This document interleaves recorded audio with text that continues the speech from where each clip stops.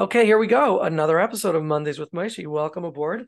It is now 9 o'clock p.m. here, actually daylight savings time, here on the East Coast. I am here in Lakewood, New Jersey, with tonight's presenter, Dr. Martha Stark, from somewhere in Florida, just near the hurricane area, but close enough to get hit, but not close enough to get hit bad, right? Is that right? Exactly. Okay.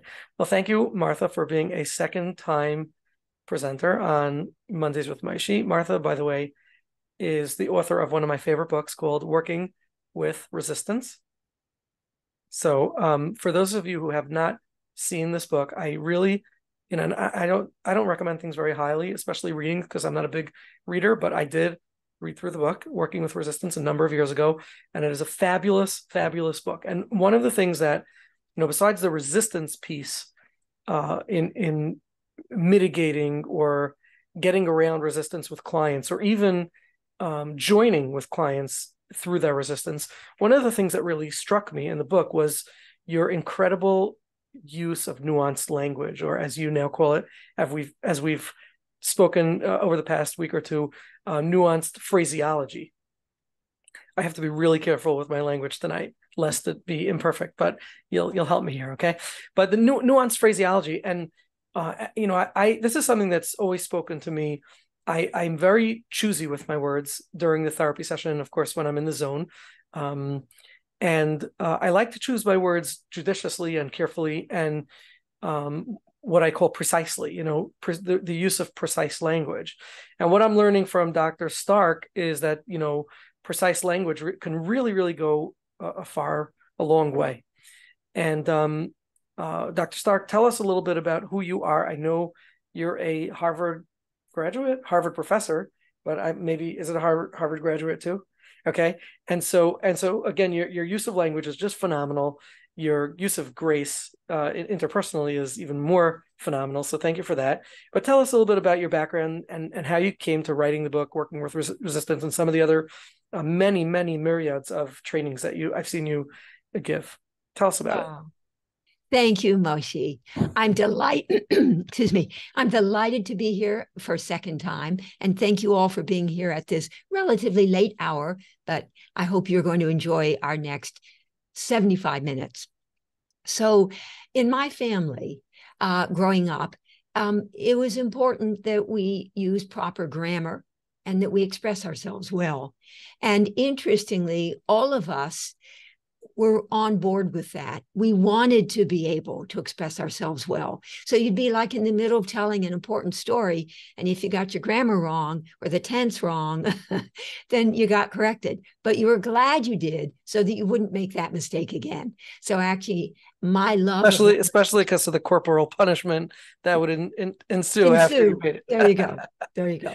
But it's also true, and I can and do slip into sometimes being just really very casual. And certainly with my patients, there are times I'm like, oh my God, I say like, oh my God, that's terrible. And I'm not ever busy sort of using fancy dancy language or working to be quite so precise.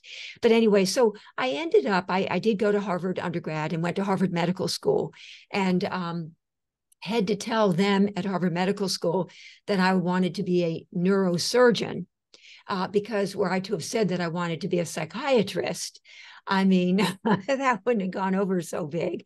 So in my first year class at Harvard Medical School, there were 150 men and 10 women. So I was one of 4 Marthas. And but anyway, so I was going to be a neurosurgeon. I knew I wasn't really going to be that, but I did want to be working with the brain and with the mind and with the heart.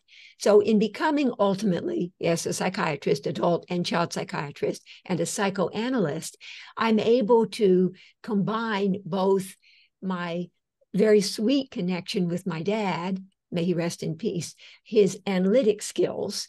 He was a mathematician, an engineer, had also gone to Harvard. So the analytic part and the psychoanalytic, hopefully doesn't mean I'm psycho, but right, the psychology piece, whatever. My mom, bless her soul, and may she rest in peace, was a people person.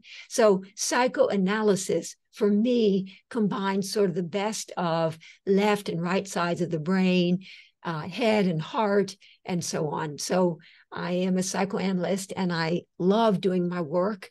And in these more recent years, I have really loved being able to carve out some time to do all sorts of thinking about finding the words and to get stuff said, and also conceptualizing the therapeutic action in a psychodynamic psychotherapy, how to conceptualize that process of healing. But tonight I know Moshe had asked me to talk about finding the right words. So that's my plan for this evening. And to correct me if I'm wrong, but I know you're a psychoanalyst. And by the way, you sent out a phenomenal email a few weeks ago. Martha, for those who would like to sign up to get your emails to see about your trainings and other stuff that you send out randomly, how could they sign up? Where could they? Bless you, bless you. All right, so it goes Martha Stark, MD, MARTHA STARK MD at HMS, as in Harvard Medical School, .harvard.edu. Martha Stark, MD at hms.harvard.edu. I'm glad they make it so simple. Yeah, email me and you'll be on my list. And yes, I do send stuff out. You sent out a beautiful story about a little girl that you treated but who you called Amy. Oh, little Amy. And I would love for I would love to send this out to my group. Did I send it out? I know I sent it out to my practice, my group practice, but I didn't send it out to the Mondays with Moshe group. Really, really a beautiful illustration of how psychoanalysis works. And even more so, does psychoanalysis work with kids? You can't do analysis with kids. And the way you rolled with her need and did nothing, so to say. No intervention. Can we all learn that interventions don't have to be so complicated? They could be as much as doing nothing, just rolling with the child until she heals. A really beautiful story about Amy. Maybe I'll send it out after the show if I can pull it up and find it. But really important lesson. I can resend it to you, Moshe. I'm sure you can do that. Yes. I'm sure I have it. I'm sure I have it still. So that was wonderful, and it's really worth reading Martha's writings, because they're just so spot on and really touch a place in those of us who appreciate dynamic work and dynamics. And I think that if I'm not mistaken, you also talk about not only being strictly analytical in your work. Do you use other modalities that you've trained in? Because that to me is most fascinating. How you're really a diehard analyst, but also at the same time have indulged in other modalities and forms of therapy. What else have you? Thank you for picking up on that. Yes, the way, so I have my psychodynamic synergy paradigm, and it consists of 5 at this point models or modes of therapeutic action. And the first one is the interpretive perspective of classical psychoanalysis, because I learned about that in the 1970s. So just kind of do your math and then you'll know how old I am. But anyway, the 1970s was for model 1, the interpretive perspective of classical psychoanalytic theory. Then in the 80s, I was exposed to self-psychology and other deficit theories. So that's the corrective provision or deficiency compensation model of self-psychology and other deficit theories, like Michael Balint, for example, the area of the basic fault. So that became my model 2. And then in the 90s, I was exposed to the more sort of contemporary relational perspective, Darlene Ehrenberg, Jay Greenberg, Stephen Mitchell, Owen Rennick, and so on. So that became my model 3, the intersubjective perspective of contemporary relational theory.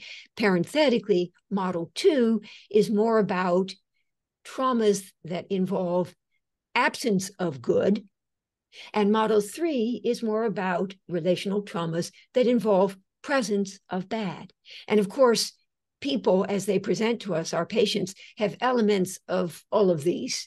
Anyway, model 4 in that decade from 2000 to 2010, whatever you call that decade, that's when I was exposed a little bit more to an existential humanistic approach to patients who suffer with sort of deep existential angst and relentless despair.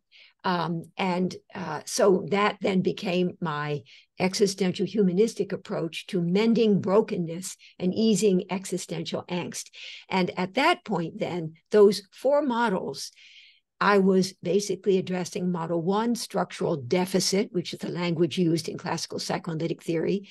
Model 2, structural conflict, model 1, classical psychoanalytic, neurotic conflict, intrapsychic, structural conflict between id impulse pressing yes, ego defense countering no, in the most simple terms. Model 2 was structural deficit. Model 3 was relational conflict. And then model 4 was relational deficit. And I'm somebody who loves symmetry. And Moshe has suggested that at some point I could do columns for these things, which is a great idea because I do like to compare and contrast. So structural conflict, model 1, structural deficit, model 2, relational conflict, which is Stephen Mitchell's term, model 3, and relational deficit, model 4. And then in that decade from 2010 to 2020, I began to get with the program a little more, some of what's sort of being done, the short-term intensive, as I call it, versus the longer-term in-depth.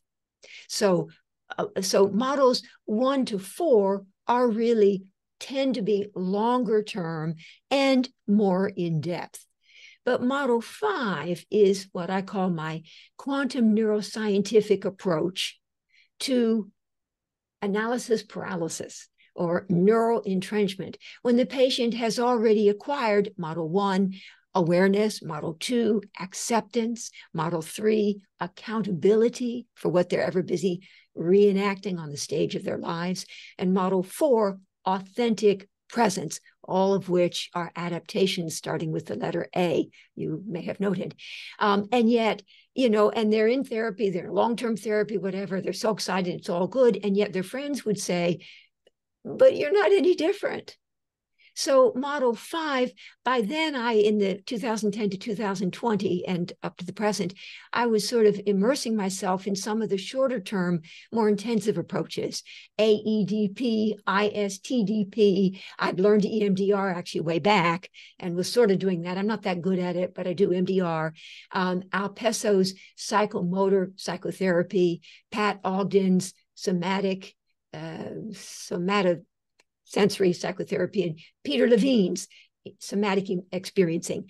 And those folks, they do it kind of different but God damn it, they do some good stuff. Yeah. And then I sort of got it. I was reading about and thinking about this and read Bruce Ecker's work and David Feinstein's work.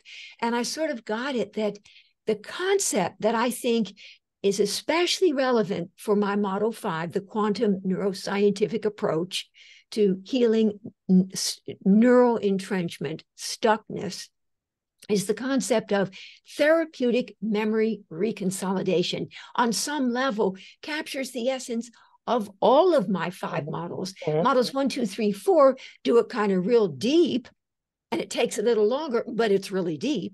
And Model 5 doesn't go quite as deep, but gets it done more quickly. But in any event, therapeutic memory reconsolidation, and just in a few sentences here, my sense of it, and David Feinstein, and who is one of the major people who writes about it, said he liked my way of describing this. So I have some confidence when I tell you that I think therapeutic memory reconsolidation has to do with basically repeatedly and forcibly juxtaposing old bad core beliefs, narratives, stories, old bad, disempowering, distorted,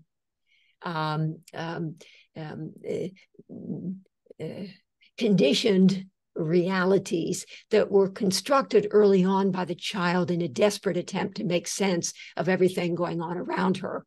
So juxtaposing rapidly, repeatedly, forcibly, unexpectedly, old bad, learned expectations with new good envisioned possibilities, the envisioning of something new, different, and better, rather than the same old, same old. And if you can juxtapose in some way or another, like even back in the 1940s, Alexander and French were talking about the corrective emotional experience. All the therapeutic memory reconsolidation involves juxtaposing something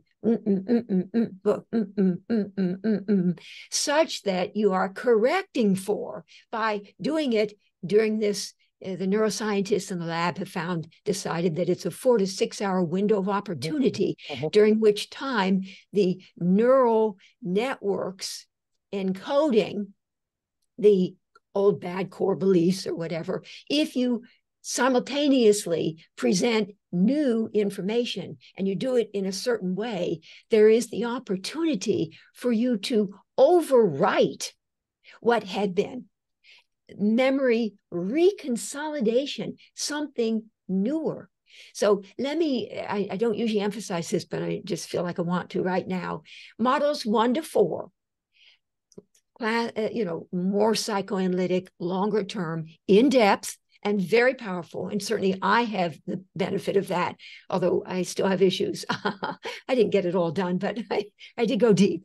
That there we're talking about further elaboration and refinement of existing neural networks. Whereas in model 5, which is more in keeping with the short-term intensive ISTDP, AEDP, neuro-linguistic programming, EMDR, et cetera, kind of quick and dirty, get it done. Now we're talking not so much about elaboration of already existent neural synapses, but rather eradication of what had been. And a lot of people poo-poo that. And then the people who study it in the lab and the people who are really into it, Bruce Ecker, David Feinstein, et cetera, they have wonderful vignettes and wonderful stories about how it can really be done. So that when you think about computers, when you have a document, you could save as, which means you still have the original, but you are saving another one alongside it. That's models 1 to 4. You elaborate, you still have, but you're embellishing it. You've now got some additional whatever. Whereas save is where you superimpose, you override what had been there and you save your document, and what had been is gone. And so when done, I think my psychodynamic synergy paradigm, which was a name that just sort of came to me when I was walking along the Charles River. I'm down here in Florida, yes, but I really kind of live in Cambridge. But I kind of like to be down here when I can. So I was walking along the Charles River, and I just got it after having spent like some years trying to figure out what I would want to name my 5 models instead of just, my models. I got it: psychodynamic synergy paradigm. And Moshe had asked me earlier, what do I mean by synergy? And I mean, in essence, that it's that when the sum is, when the whole is greater than the sum of the parts. So, but these 5 models or modes of therapeutic action, whereby the therapist will sort of transition back and forth moment by moment based upon what she experiences as being the point of emotional urgency in the moment. That will then determine which model she lands in that moment, and then the languaging that she might then use as part of that, they're landing in that mode. Wow. So I mean, these past 10 or 12 minutes have contained so much information. First of all, you kind of just modeled the brilliance of language and phraseology in your precision of the way you describe things and eloquence. But you also, there was so much information contained in that, from a couple of pointers without having jotted down notes. So it's going to be just a couple, and I'll probably forget them before I say them.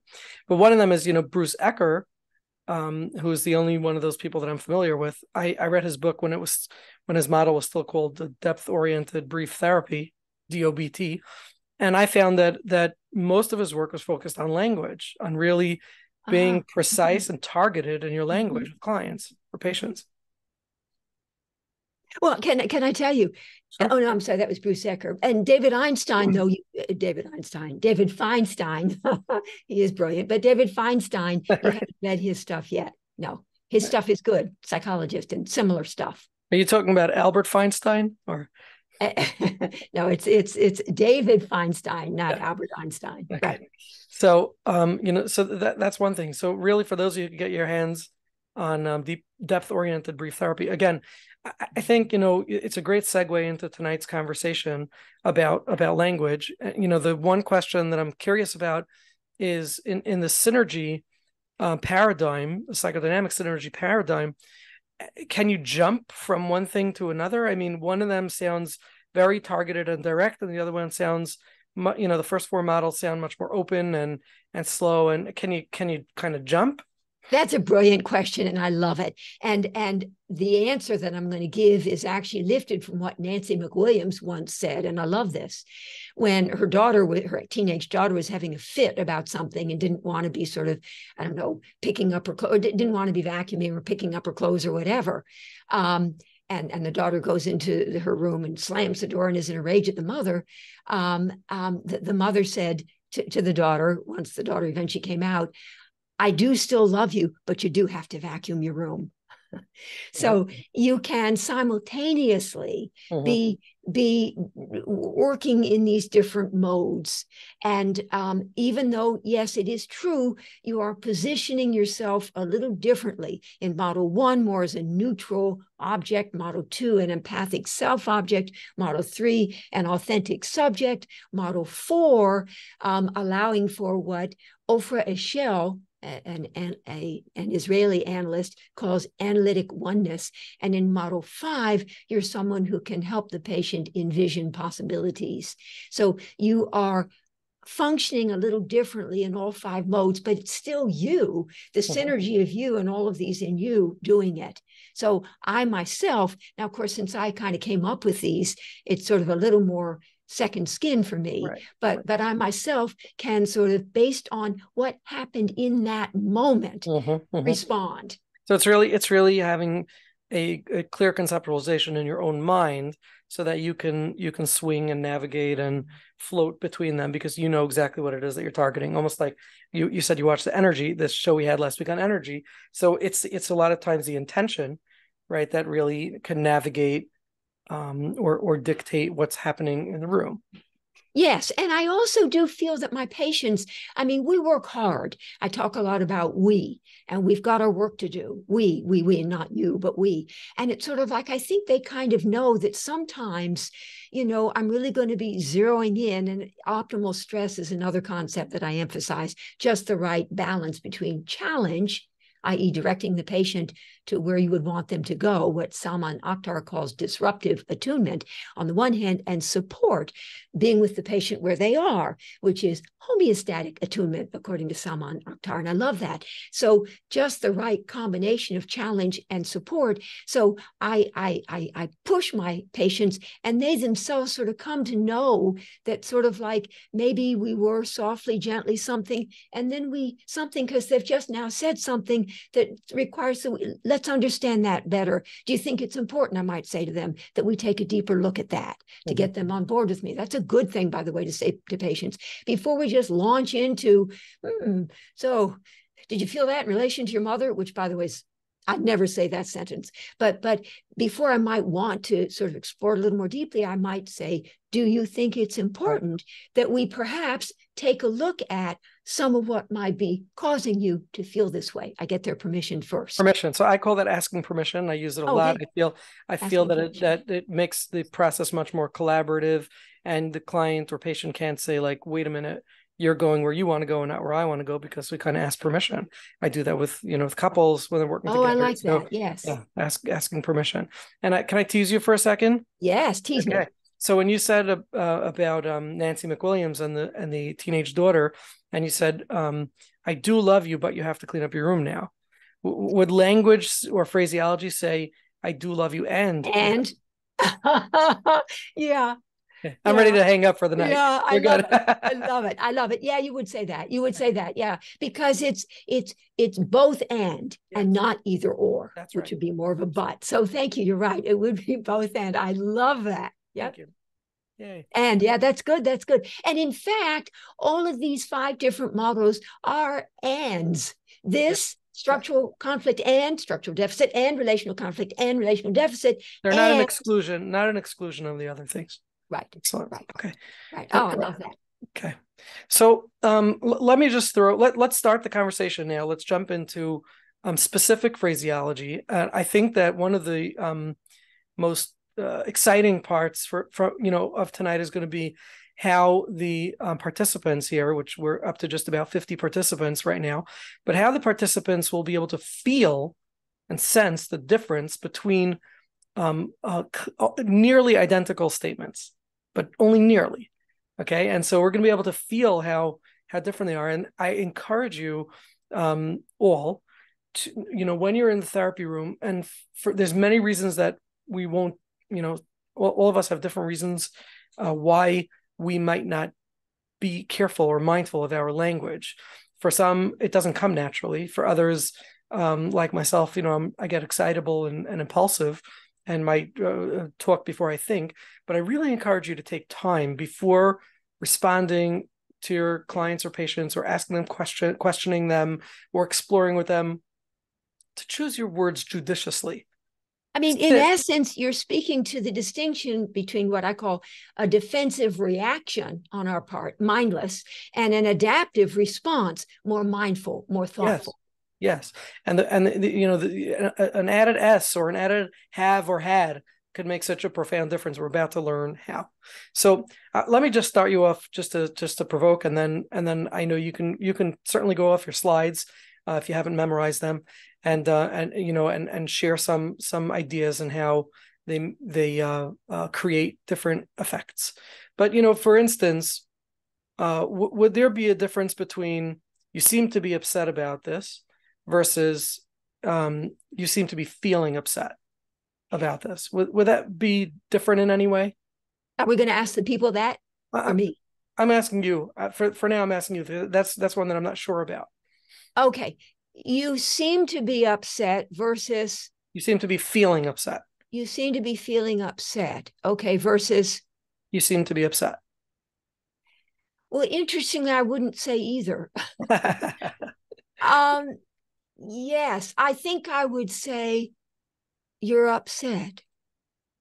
Dot, dot, dot, question mark, dot, dot, dot, implied. Okay, So that's very a different. interesting. Hang on. You're bringing out a different point, which is a good So I point. wouldn't say either. There is probably a difference, but my whole body doesn't go with either of what you said. You seem Okay, to be upset. You seem to be feeling upset. right.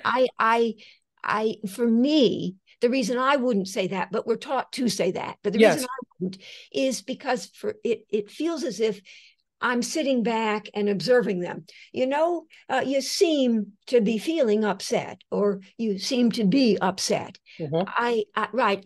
I'd rather. So, like, let's say they come in and their parents just died in a car accident the night before. Mm-hmm. I mean, not that you would necessarily say you seem to be upset or you seem to be feeling upset, but I would go right more towards it. Tremendously upset. Yeah. So Devastating. okay. So again, Go deeper. when something okay, so when somebody's describing an incident or an occurrence, and they're clearly upset, right? So the most effective way, I would think, the most effective way to accept that and to validate them would be to say that's upsetting. That's I really like that. I like that. I like that. and And I yes. And I would go even further. And one of the things I talk about is the concept of I organize my thinking, whichever model I'm in, just me being me. I organize my position moment by moment in terms of both their affect in the moment and the associated theme, narrative, story that goes with it. So I would say that's upsetting. So upsetting when someone just doesn't understand. So there's the theme. So upsetting when someone just doesn't understand. So upsetting when people try to take advantage of you. Or I might even, now I can broaden it and say, always so upsetting when people, God damn it, try to take advantage of you. Yes. That's the way I would say it. Yes. But I could say that's. I don't happen to say the word that's, but I'm okay with that. Yes. That's upsetting. So I had told you before we started the show that I do various trainings, different kinds of trainings. And one of the things is a parenting training. And what I'm trying to emphasize and teach parents is who get so confused about validation. And Oh, yeah. they do validation. They'll say, you look like you're really upset. Oh, yeah. Oof. Oh. Well, of course I'm really, duh, right? Yeah. But so what I try to teach them is I want to keep this very simple. Validation is 2 words. And if you want, you can use a enhancer. Okay, a third word enhancer for extra credit. The 2 words are that's upsetting. When you see when your Okay, child then I like that. I like that. when I'm your good. child comes home and is complaining about something that happened in school, that somebody stole his lunch or whatnot. I like that. Well, That's you upsetting. watch what he's doing, you see he's upset, and you say, And you're that's nodding. upsetting. That's upsetting. And if you want to enhance it, that's so upsetting, that's really upsetting, that's Mhm. very upsetting, right? And then what you did is And then we can add the extra thing. it's really That's upsetting upsetting when when somebody someone steals your lunch takes and advantage of doesn't you. really. Blah, blah, blah, blah. Exactly. Oh, Exactly. I like that. I go with that. I'm like that. I like that. Good, good, good. I like The question that I had asked you was a question of which I think you talk about becoming more removed, or in this case, it would be, are we talking about the person or are we talking about the person's experience? Putting aside right. whether you would say you are feeling versus you seem to be feeling. One is a question of if I say you are feeling upset or you are upset. So when I say you are upset, I'm sort of defining you. You are upset. When I say you are feeling upset, I'm now removing that you are upset and just describing a feeling that you're experiencing. Yeah, yeah. Yes, and ACT, and in fact, one of my slides speaks to that, and they call it ACT, Acceptance and Commitment Therapy. ACT calls it cognitive diffusion. And there are times when, in fact, instead of doing what I'm suggesting, where you just so upsetting, that's upsetting when, but you feel so not understood. There are times when cognitive diffusion, and you want to have them be able to have more dual awareness and to step back from. They're not defined by, they experience it as they're devastated, they're a failure, they're a loser, they're devastated, they're heartbroken, and you want to help them. Certain kinds of people at certain times put more distance, and you say you have the feeling of. So what I'm hearing you say, I'm hearing you say that we're going to want to really be mindful of using the term you're feeling when we have somebody who's too close. Yeah, it's feeling full. What's that? Feeling full when somebody's feeling it too deeply already. We want to help them get some distance. They're some distance so that they can see, they can distinguish between something that and who they are and what they are, which may be just a enveloping feeling that they feel constantly, continuously. I see what you're saying. That's good. You pointed out something really good, and thank you. I stand informed on this. Yes, because we were talking earlier about, is it difficult to transition from one way of being to another? And so yes, that would involve a little more kind of fancy footwork to sort of step back from, like being with them in it. Like what I might do would be, I'm really with them in it. Devastating when you feel that who you are is being. You're being told that you're a failure. When you're being told you're a loser, devastating when blah, blah, blah. And then I might, as a next step, after they've sort of been in it and felt it, and they know I hear it and I get it because they are feeling it, then I might go to more cognitive diffusion and step back a little bit, learning from ACT, that the feeling then is that they're an absolute loser if they didn't blah, blah, blah, blah, blah. The feeling is that to give them a little bit more of a perspective. I might indeed do that then. That's good. That's good. And depending upon in the moment, right, I would do one or the other, depending. That's a really good point. Thank you, Moshe. Yeah, it's good. I think you said it though. Oh, we co-created it. So here would be another illustration. Again, whatever the prefix, to this sentence, to the statement would be, but the point would be, you get others annoyed, right? Suppose a client is complaining that they're always getting people annoyed. I don't know. So one statement would be fill in the blank, you get others annoyed, versus some of the things that you do get others annoyed. Where again, in the first one, the former is implying that the very existence of you or your being gets others annoyed, versus I have some characteristics or some behaviors that I do that Yes. annoy other people, which is a very Yes. big difference. Because in the former, it's like I'm doomed, forget about it. I get others annoyed. In the latter, it's like maybe there's some things you could learn to stop getting others annoyed. Good. I like that. And I probably don't make that distinction enough, but I want to embellish what you just said with the following. Even though they've said I get other people annoyed with my behaviors, or just I get other people annoyed, and they didn't even say with their behaviors, or I am an annoyance to people, whatever, I would say you are beginning to realize that. I like to kind of make a softer landing for them. Because even though they said it, I'm going to go soft like, so they can say, God, I know I'm just so ugly. And I don't say, well, you being an ugly and all. I mean, I'm I wouldn't say there either. You're beginning to realize that you are ugly. I wouldn't say that either. But more generally, I'd say you are beginning to realize that probably. So I put in a lot of qualifiers. Or there are times when you begin to recognize that maybe there are things you do. So I would say that annoy people, that might put them off. So tell us what you're doing in all these qualifiers. Good. So I'm hoping, so rather than saying to a patient, you want to kill your mother, I think I can sort of accomplish almost the same thing, which is to get them in touch with what's really going on, is to say, I wonder if, although again, I don't tend to do that, but let's see, perhaps there are times when you find yourself, that's kind of suggesting defensively find yourself. Perhaps there are times when you find yourself kind of wishing that your mother would just like die in her sleep or something. I might say that. And then that gives them space to say, yeah, sometimes like, God damn it, yes, yeah, that'd be good.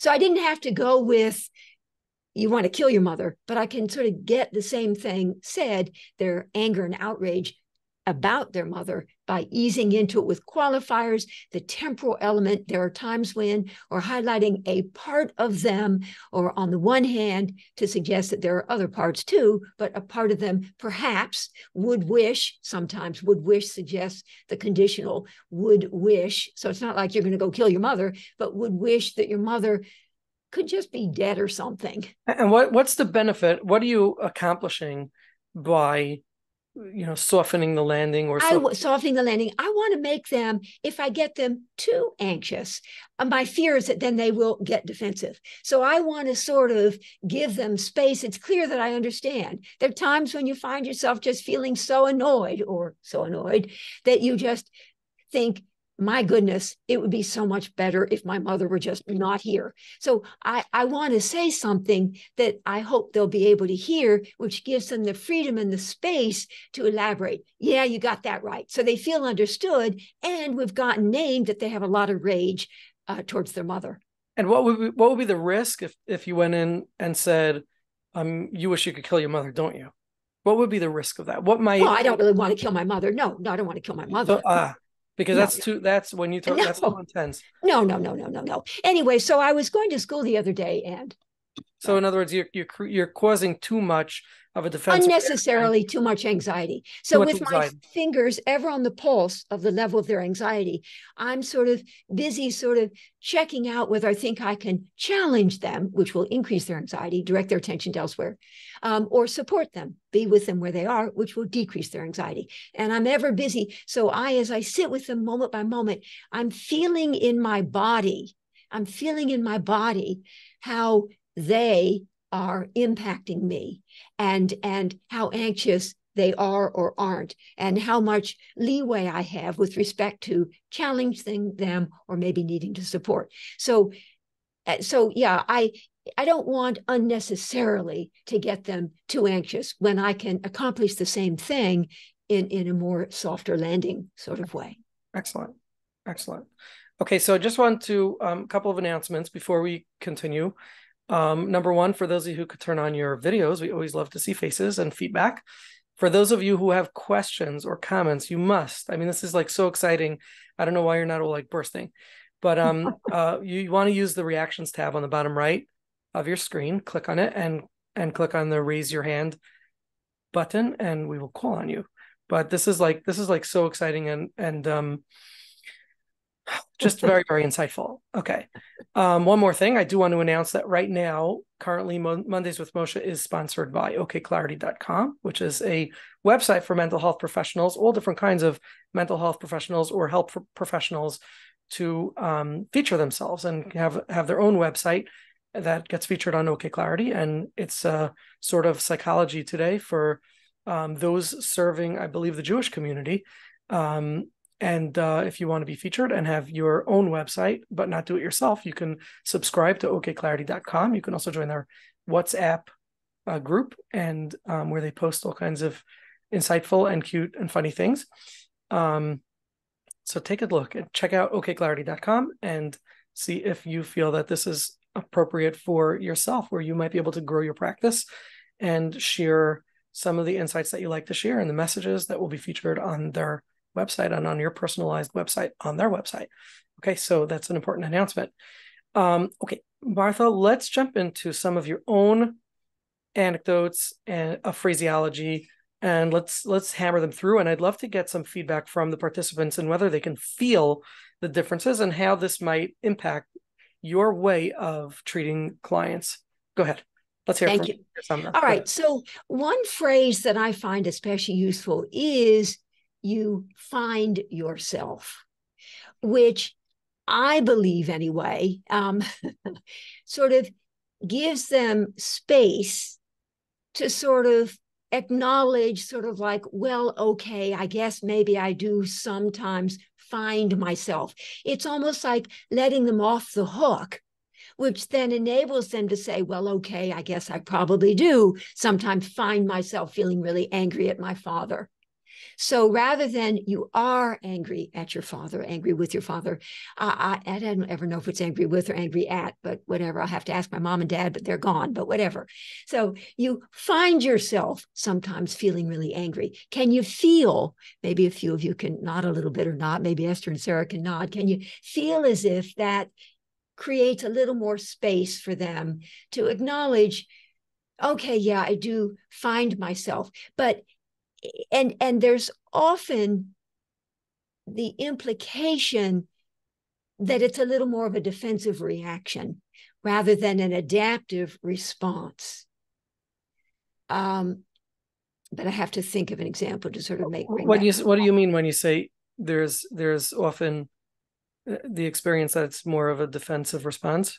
Yeah, more of a defensive response. What's more of a defensive response? What they're saying, what they're feeling, what they're feeling. You find yourself feeling really angry.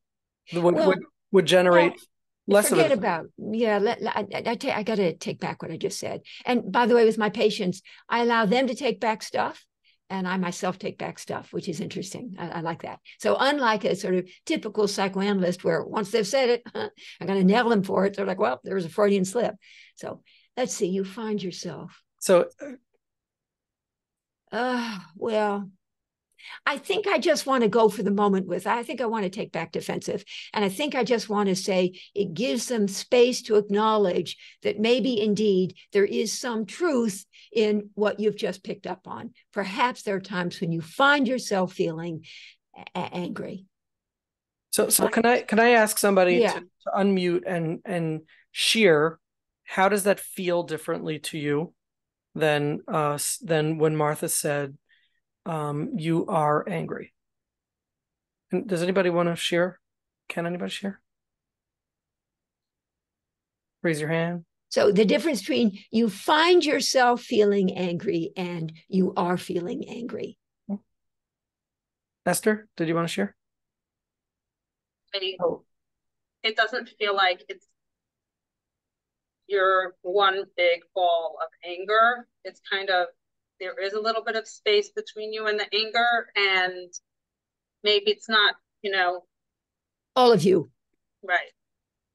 Thank you. That's right. A little bit of space is right. You find yourself feeling sort of like that's not really, you're not like an angry person going around being angry, but quite frankly, this thing happened and you find yourself, almost sort of unexpectedly, but you find yourself sort of feeling angry that she said what she did, rather than you are angry or you are feeling angry. Okay, thank you. Rachelea, go ahead. Rachel. Hi. So I'm thinking about this and I'm envisioning, particular two of my clients, it's hard for them to be angry at a person that they're so close to and that they love. So if they're angry at them, they're almost doing something wrong. But if they find themselves feeling angry, it's like, oh, I could be there temporarily, but it's not like I'm really, really I'm angry. limited, temporal. Thank you. Thank you. And thank you. And there also might be times when you would say to them, and it's important to you that you not feel angry. Right. Where you're Right. picking up on that they sort of like, I'm not an angry person. So thank you. And it's important to, and even, I don't have this on the slides, but it's important to suggest a little bit, it's a little bit suspect that it's so important to them. Like you wouldn't say to somebody, it's important to you that you be able to feel that you be able to love your husband. I mean, or if you have to say that, it's clear that maybe there's some problems in the relationship. If you say to them, it's important to you to be able to love your husband, right? So, but if it's something that they are struggling with, it's important to you that you not feel angry, that you not be angry. You don't want to think of yourself as an angry person. So thank you. Yeah. Hey, let's go for another couple of examples. Okay, good. So let me just see the next one. Is it okay to share the slides with the? Oh yeah. Oh, for who, me? Oh, I mean that would be me, wouldn't it? Yeah. Yes. So can you give me co-hosting privilege? Oh no, I mean to share it afterwards. Oh, absolutely. Please. Yes, I would like that. So you all, please, will get the slides. Yes. Okay, so here's one. Okay, when the therapist says to the patient that she knows the patient would probably rather not be feeling what she's feeling, that's close to, it's important to you that you not be feeling angry. So the therapist here too is indirectly letting the patient off the hook a little bit, thereby making it a little easier for the patient than to acknowledge feeling, in fact, whatever it is. So you would say, you would probably rather not be feeling angry right now, but even so, you find yourself feeling pretty angry. So you're getting it. Well, let me try that again. You would probably rather not be feeling angry, but even so, you do find yourself feeling pretty angry right now. And this is the way I talk, by the way, with my patients. I don't just say it right out. Like I pause. I mean, I pause and I feel it, like I feel all my words, and I never say the exact same thing to anybody twice. I probably don't even think the same thing twice. So I just kind of. But I want to just question on in this particular example. You don't want to do this as a presupposition, right? You want to make sure. How do you know that what the client or the patient is experiencing is, in other words, you probably don't want to be. Because I'm talking to Rachel's. I'm talking to Rachel's patient, and we know that the patient does not want to be angry. That's what I just want to clarify and qualify that we're talking about in a situation where her client does not, feels guilty to feel angry, or we know we have. And that's been established already. Established knowledge. Okay, great. Yeah, I'm not going to be so bold as to be suggesting it. So on the one hand, yes, Bion says, be in the moment without memory or desire, memory of the past, desire for the future. And I do kind of like that. And it's about being in the moment. However, we can make some exceptions. And we do know certain things about the patient. Sure. The patient does not see herself as an angry person and does not want to go there. So, and yet the patient is so clearly angry. So you would probably rather not is a very empathic thing to say to somebody who really, does not see herself as an angry person or is having angry feelings. So you would probably rather not be feeling angry. But truth be told, probably there is a way in which you are kind of finding yourself feeling pretty angry right now. And you're saying it and you're so comfortable with it that they're not feeling accused or attacked, or we're over here saying, you're feeling angry right now. No, We're giving them space. Again, we're giving them space. No need. There are enough other things that I might say to a patient. I'm also getting the sense that you're connecting as closely as you can or as deeply as you can to the client or patient in their own experience. So most patients, even those who have anger problems, okay, who are ragers, probably don't consider themselves angry people or with anger problems. Right. It's that so many things are upsetting and triggering them. Wouldn't you also, if that happened to you? So when you qualify it in this way or present it in this way, it probably resonates more with the client's truth, thereby connecting with them on a deeper level. Thank you. That is what I hope it is doing. And even if I might be resonating with me, empathy often will have to do with being able to be attuned to their defensive need to be somebody who is not angry. And I will, without judgment, with compassion, I will be trying as best I can to get named when I'm being empathic and homeostatic attunement and being with them where they are. Naming, I might say, at the moment, you're sort of feeling that it's not worth it to go there, or not wanting to have to think about that right now.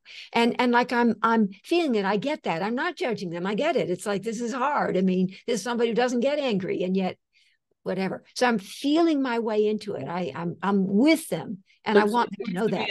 To a certain degree, what I call in a trance with the client. And I'm in a trance. Oh, I like that. Yeah, and reverie, Winnicott's reverie. Both of us in a trance and practically a fugue state. Yes.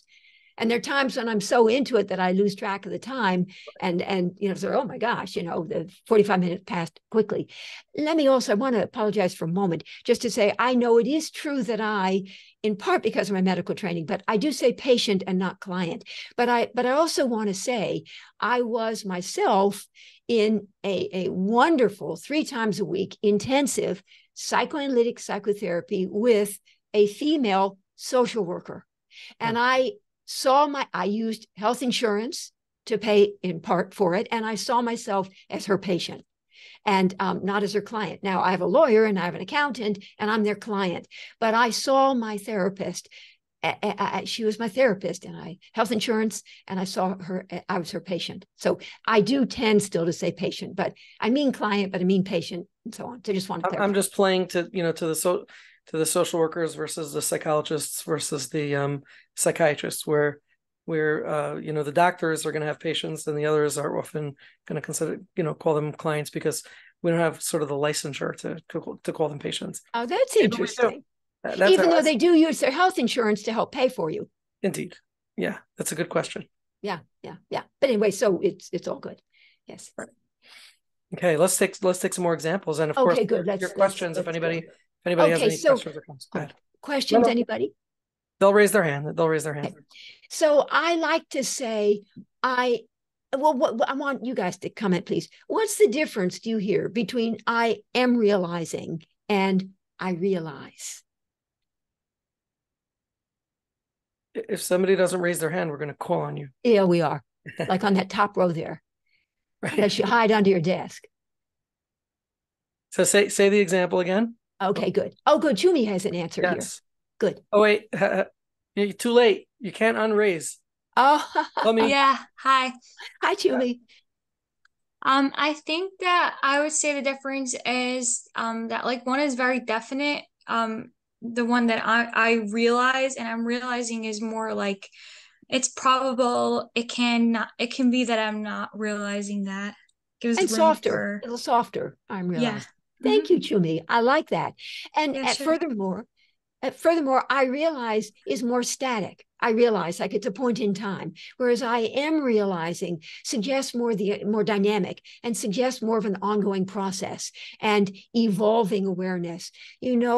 I'm realizing that as opposed to I realize. Also, I really want to be diminishing the distance between me and my patient. And so like if they come in and they tell me something that's very upsetting for them and so on, I might just say, oh, damn it. Because with them, I'm expressing, and they're upset, and I'm upset that this thing that they'd wanted to have happen, he didn't win the award, and he's so upset.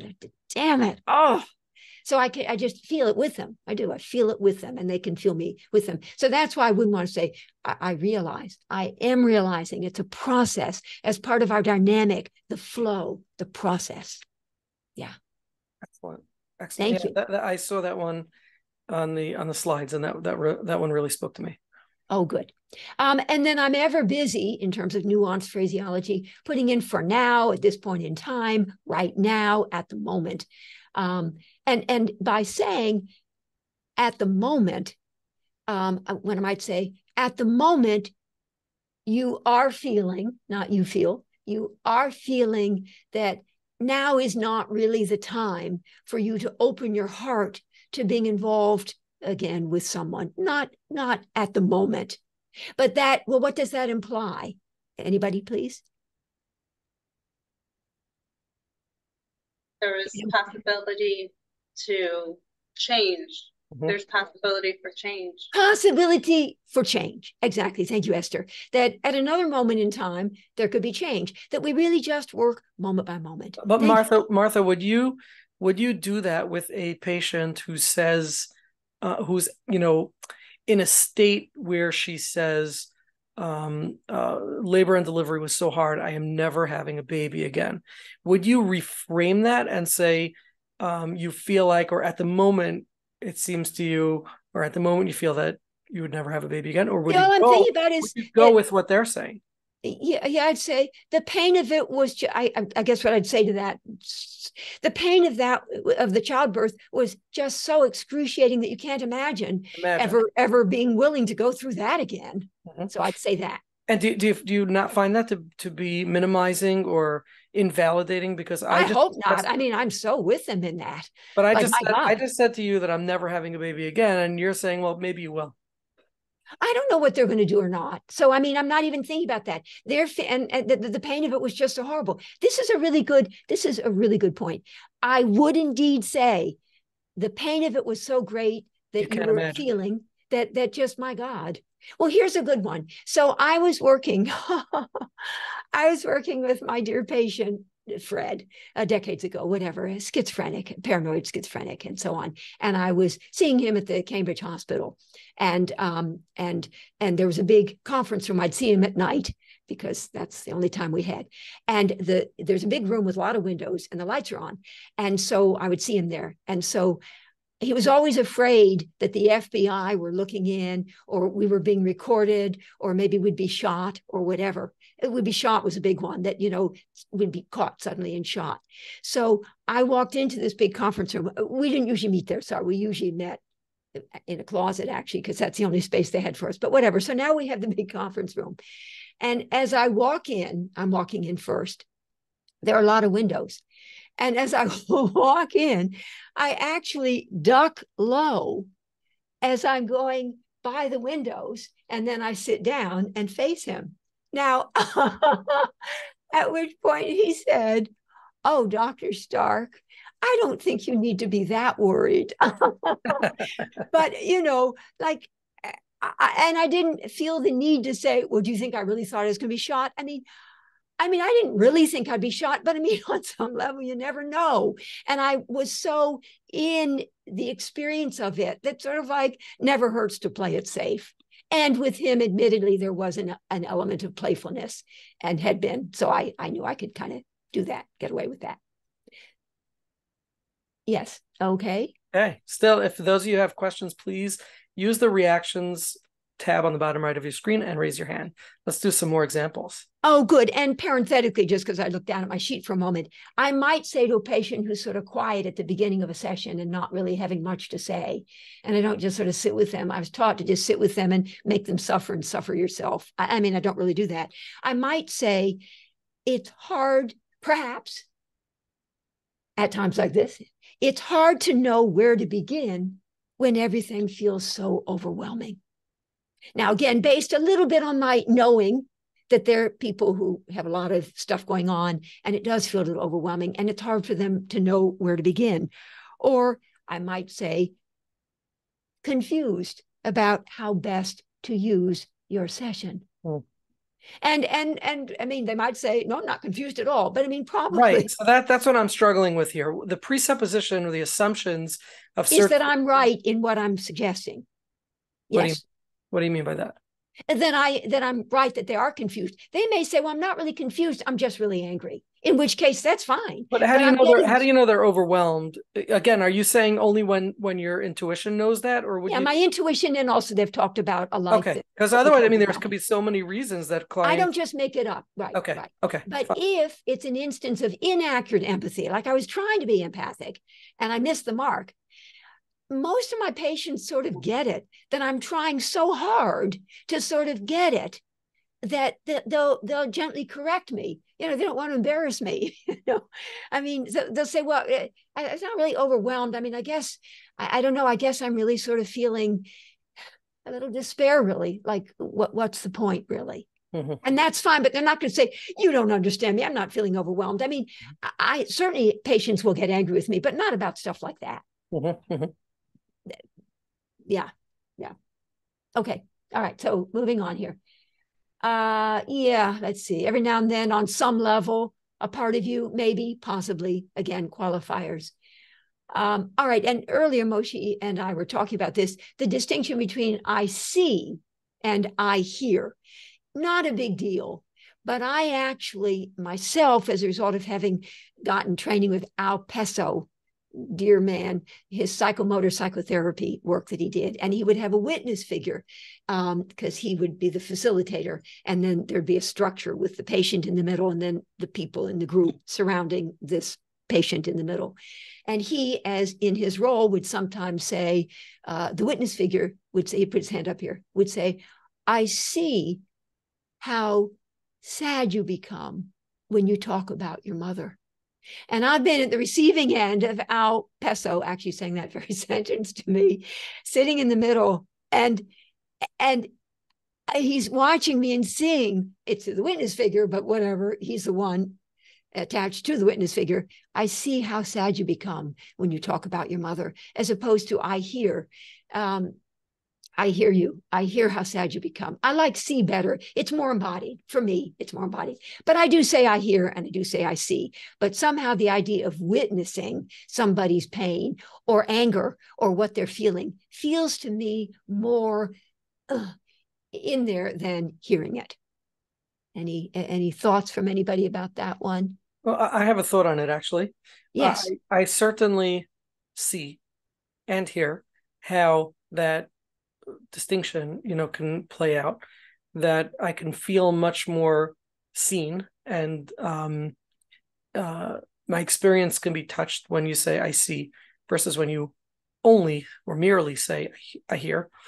I'm wondering, though, in that there may be circumstances that I hear is actually more appropriate. So, and again, just correct me, I'm just thinking out loud with you.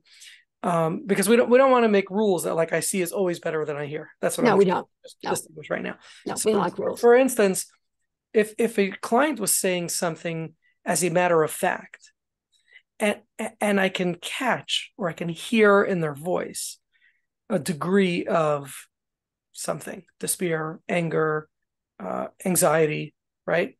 Would it be more appropriate at that point to say, you seem to be saying it as a matter of fact, and I can hear that you may have some anxiety? Or and I can see that you may have some anxiety be? Yeah, you see, but of course I wouldn't say that beginning part. You seem to be saying it with some certainty. So I'm going to, for the moment, right.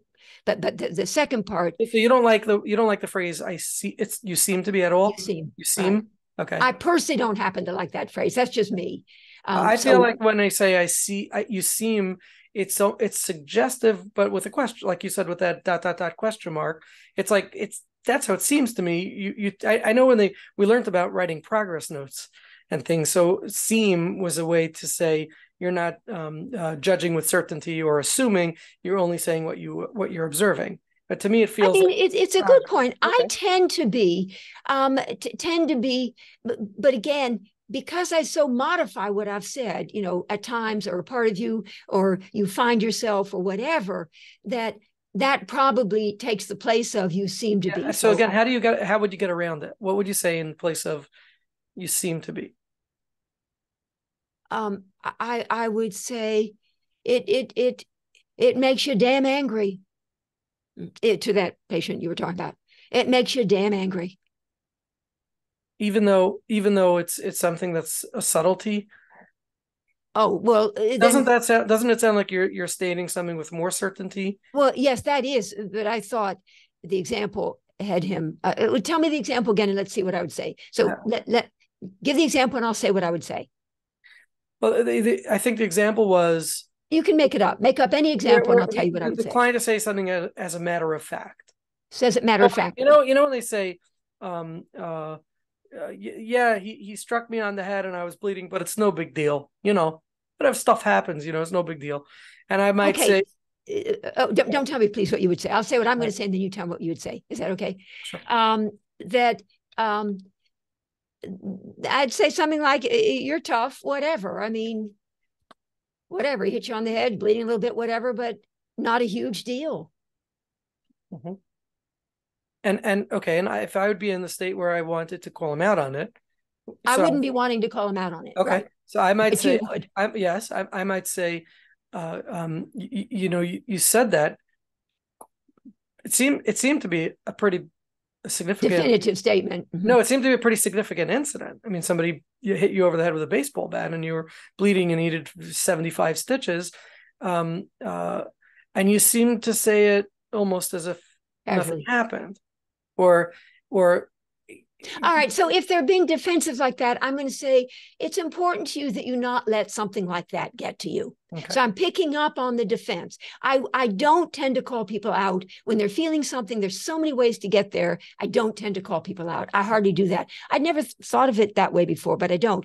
I will feel it as defensive. He's being defensive, like he's bleeding from his head. He has scars now and a concussion. But I would say, and it's important to you that you not let that kind of thing get to you. You're a tough guy. You can handle it. Right. So you're okay. So I see what you're doing. I'm coming, I think, more from, I don't like the term calling people out on it. It's just an easy term to use. So we don't have to call it that. That sounds too, when I said it, but it sounds too confrontational. Too confrontational. But like, I think I'm learning more from Fritz Perls, who like to point out the inconsistencies in a curious way, though.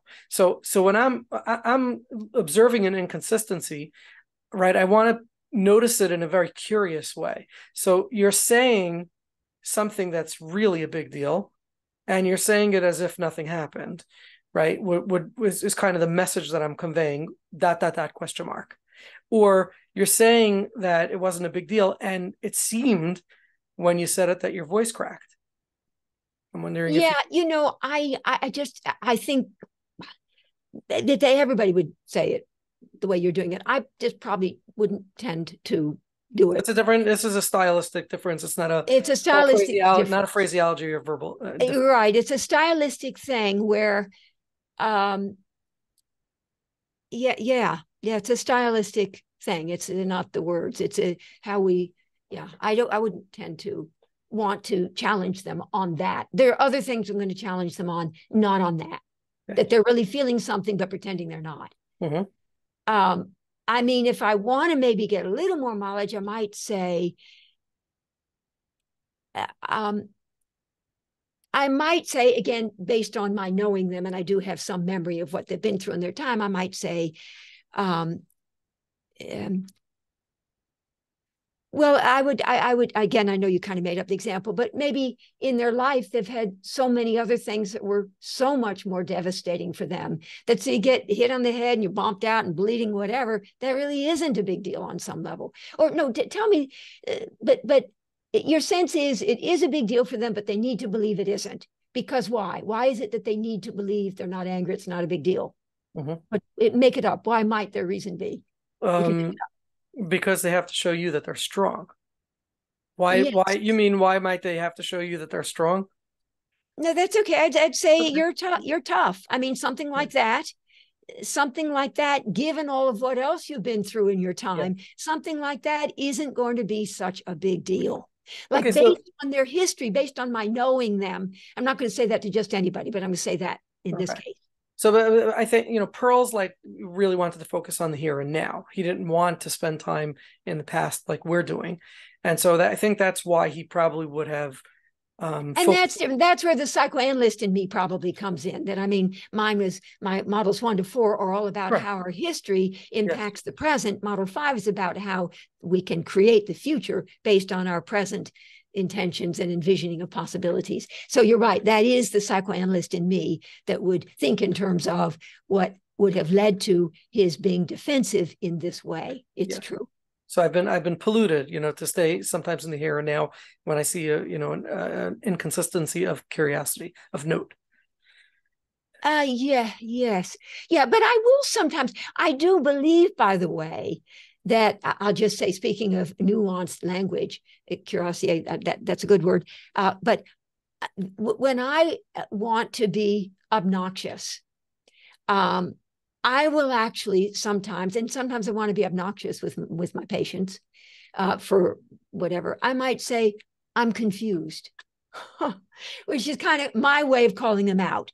I'm confused. I might say, I don't do this often, but I might want to say, I'm confused. On the one hand, you say, you're bleeding your head, and on the other hand, you say, no big deal, no big deal. So that I might do if I really want to kind of sock it to them a little bit. I'm annoyed that they're in so much denial. We've been going on for weeks and months now. They're this, that, whatever. And I say, I'm confused. On the one hand, you say you want to get better. And on the other hand, you come late, you this, that, and I'm confused. What's going on? So I might say that. Okay. That sounds pretty similar.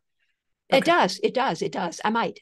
Now, just on a thing like they got hit and they're bleeding and stuff, I might not be as inclined to do that. I might be more inclined to go, it's important to you that you not let something like that get to you. That's a different point, why you would be inclined to do that. Why, but I know how to sort of say something, tease out, I'm confused. On the one hand, this, and on the other hand, that, like, what the fuck?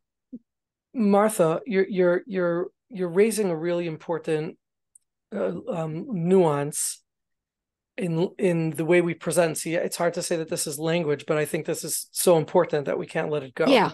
Which is the point that we I think it's really important to use in the therapy room to imply a question without asking a question. When you say, I'm confused, on the one hand, you say this, on the other hand, you do this. You've asked a question without asking it. Right. And one of the reasons that this is so important is because things can get lost in the question.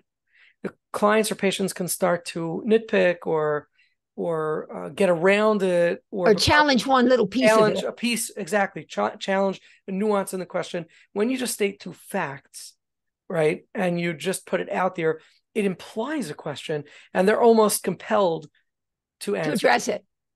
Yes. That's good. That's very interesting. But I think you from what I've seen in your slides and from what you're describing, you do a lot of that, avoiding asking a question and raising the defenses or creating conflict, and instead putting two sides out there curiously. And what I do, you've also in that triggered something in me that I was taught the medical model. You ask questions, but then you're asking them to give you something, i.e. answers. And I'm more about giving them statements, giving them my understanding based on what they're saying. They lead, I follow for the most part, except every now and then. And I do a lot of this dance called West Coast Swing. It's done a lot in California. But in any event, leaders and followers, leaders can be men or women, followers, men or women, whatever. But the leader leads, but the follower can every now and then do something called hijacking. And so for the most part, I let my patients lead me, but every now and then I hijack it. I direct their attention to where they weren't, but where I would want them to go. That's the disruptive attunement, something that I feel is relevant. So I don't just sort of say, so what are your favorite movies? I mean, that'd be very disruptive, but it'll be in tune with what I sort of feel is sort of the undertow or the undercurrent, whatever. And I do suggest that we look at something, but and I might say I'm a little confused. Wow. And I do that carefully and thoughtfully. I know we're running short on time. Do you have more examples from the slides that would highlight? Yes, please. Okay. The three words that I swear by are the words. Swear by. Got it. I swear by are, you know that. So in something that I call a conflict statement. I'll go. So I don't just say, you could ask your parents for the money in order to continue the treatment.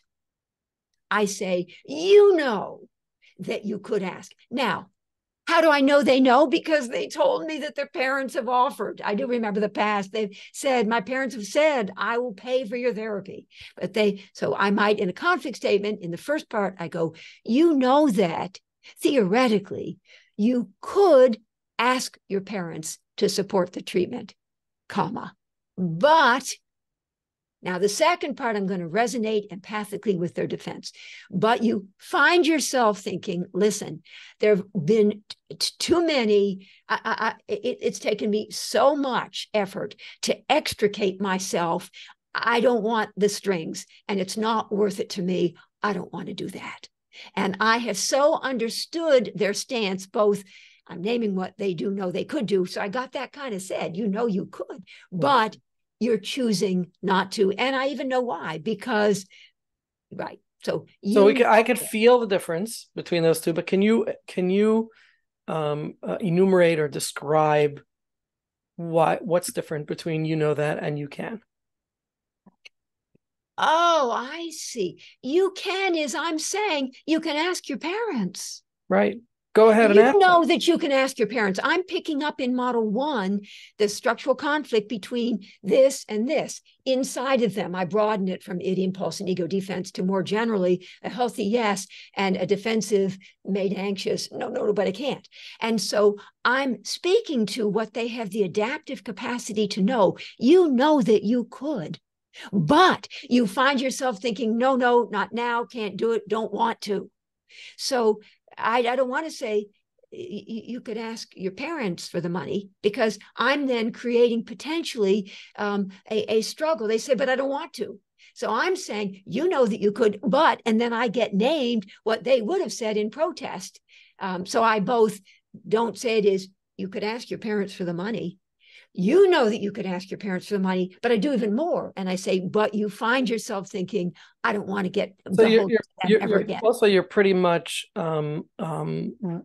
rolling along with their experience on both sides. Yes, I am. I know that I can ask my parents. Right. And they thoughtfully say, yeah, no, that's right. No, I know I could.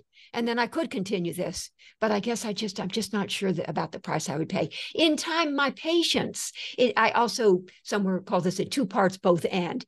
My patients begin to recognize both parts, the adaptive capacity, what they do know they could do, which is the healthier something, and what the defensive reaction, the defensive need, what they find themselves sort of doing, balking in order not to sort of do. So you know that at some point you really will need to get serious about taking those extra pounds off, but given the recurring health issues that you've had and the messages you've gotten from your heart doctor, et cetera, et cetera. But you find yourself feeling now is not the time. It's just too much. You have too much else on your plate. Maybe sometime, someday, but not now. So you understand their internal conflict. And by naming it in this way, you know that, but you find yourself, I am putting this structural, neurotic, intrapsychic conflict where it belongs, which is in them, and not creating a battlefield. I don't tend to struggle with my patients. I'm not into that. Now, in model 3, I do negotiate at the intimate edge, and so there are times when we really go at it, but it's not specifically a struggle like the way, I mean, a lot of my colleagues, you know, they get into these struggles with their patients. I don't really tend to do that. I'm not interested in doing that. That's not my thing, really. In my family, we didn't do that. We don't do that. So, all right. Now, one other thing before we close that is important. You know that is one. And the other one is, so a concept that I talk about and write about is called relentless hope. And I go relentless hope, the refusal to grieve. And I don't say the inability to grieve, because I feel that that's insulting. I'm about empowerment and accountability. The refusal, they could, but they choose not to. So relentless hope, the refusal to confront and grieve the reality of the object's limitations, separateness, and immutability. That's relentless hope, my concept of relentless hope.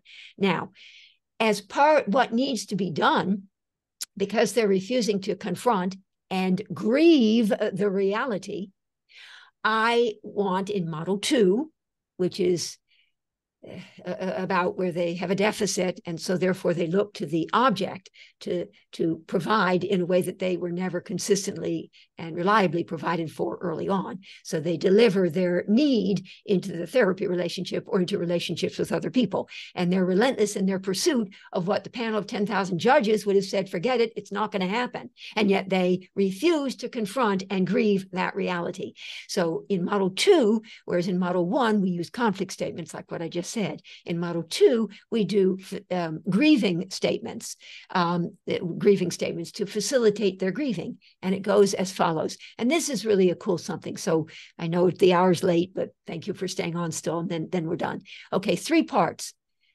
First, oh, I'm sorry, I called it a grieving statement. It's called it, the hour is late, it's called a disillusionment statement. That's what it's called. And it facilitates grieving. Okay, the first part.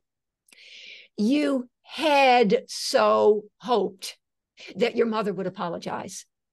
You had so hoped that I would give you the answer. Notice, speaking of nuanced phraseology, I don't just say you hoped that. You had so hoped, which implies, can somebody, maybe Esther again could tell me, you had so hoped. What does that suggest to you versus you hoped? You had hoped, or even you had so hoped. You had hoped. That's the pluperfect past perfect tense. Do you know, Esther, does that resonate for you at all? Had so hoped versus you hoped. I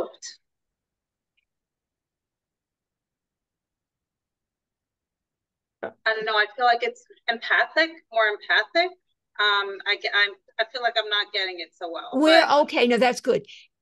Where are we putting the time frame when we say you? When you say you had hoped, means that you don't have to hope now anymore. It's beginning to change. Mm-hmm. You hoped. It's not clear. You hoped implies that you hope, then you're continuing to hope potentially. You continue to hope. Whereas as part of the disillusionment statement to facilitate their grieving, we say you had hoped. We're suggesting that they're en route to. You had. What do you mean with the phrase disillusionment statement? What do you mean by that? Good. So this is the first part of the 3, and I'm going to say the 3 parts of a disillusionment statement, which is to facilitate the patient's grieving of their relentless hope, their illusion, their defensive illusion that the world would be forthcoming. First part, you had so hoped that your mother would someday apologize, that your mother would apologize. You had so hoped that I would give you the answers. That's the first part. Second part, but the conjunction's important, but you're beginning to realize that probably that's not going to happen. Now, they're 50 and their mother never has apologized. So you're beginning to realize that probably is never going to happen. Or they've been in treatment with you for some time and you don't answer those kinds of questions. You're beginning to realize that I don't tend to answer those kinds of questions. And the third and final part of the disillusionment statement is, and it breaks your heart and it angers you. So whatever you need to do as part of grieving, anger breaks your heart and so on. And you do it over and over and over again. You had so hoped that I would answer those kinds of questions, but you're beginning to realize that that's not really what happens in here. And it angers you. You had so hoped that at least you could find somebody somewhere who would tell you what you should do. But you're beginning to get it, that doesn't happen in here. And it really upsets you and makes you mad. So you get named so the patients who have, like all of us, have relentless hope about something or another, and you're facilitating, they need to grieve it ultimately, or they're going to be chronically frustrated, feeling helpless because they can't get the world to be what they would want it to be. So to facilitate the grieving that they will need to do. And then finally, let me just say, and my eye is on the time here, as part of grieving, and I learned this from some of the people in self-psychology. Others don't say this, but some of them really do. That in self-psychology, and model 2, remember, is a self-psychological approach, corrective provision. You correct for the deficits, what didn't happen, absence of good, what didn't happen early on. Self-psychology helps us understand that as part and parcel of grieving, i.e. confronting the reality of the object's limitations, separateness, and immutability, that there will be, as part of that, adaptive internalizations. That's called transmuting internalization in self-psychology, whereby the good stuff that there really was in the relationship and is in the relationship will be internalized, taken in to fill in for the deficit, the impaired capacity, such that you'll now be able to soothe yourself instead of looking to the outside to provide for you in the ways that a good mother would have, but didn't. And so you have this structural deficit. So you look to your objects in the here and now. Will you be my mommy? Will you be my mommy? And there's a relentless pursuit of the unattainable. The panel of 10,000 judges would say, forget it, it's not going to happen. And yet you keep looking. Will you be my mommy? And there's a relentless pursuit and chronic frustration and helplessness and paralysis and all sorts of stuff. And we need the patient, want the patient to be able to grieve it. And as part of the grieving, adaptively, it's a healthy, good thing, as opposed to defensively, not a good thing, adaptively internalize all sorts of good self-object parenting qualities and evolving ultimately to a place of, and this word starts with A, what is it? By the time you finally fully grieved the reality and evolve to a place of sober, mature, Acceptance. shout it out. Acceptance? Yes, acceptance. And that's one of the adaptations. Those 5 A's: awareness, model 1; acceptance, model 2; accountability, model 3; authentic presence, model 4, when the patient really shows up; and model 5, action and actualization of potential. So evolve to a place of acceptance. So you had so hoped that. And amen. So that's amen. 6. Amen. Well, listen, let me just say, Moshe, you are just amazing. I want to just say you are amazing. You bring out, I mean, I've learned so much tonight, and you bring out, you give space to the person. I'm sure you do it to your people and to your students and to all of us here and to me. You give space to us to sort of, be the most of who we are. But I'm blushing. You're Oh, embarrassed. You're embarrassing. You seem to be embarrassing. No, you don't seem to be embarrassing me. Okay. I really, really appreciate it. I thought that this was just really mind-blowing. thank you, Julie. Yes, and this was mind-blowing and such an important and overlooked part of the therapy process, and really so brilliantly and eloquently described and designed. I do want to just mention, so that I can embarrass Martha back for a minute.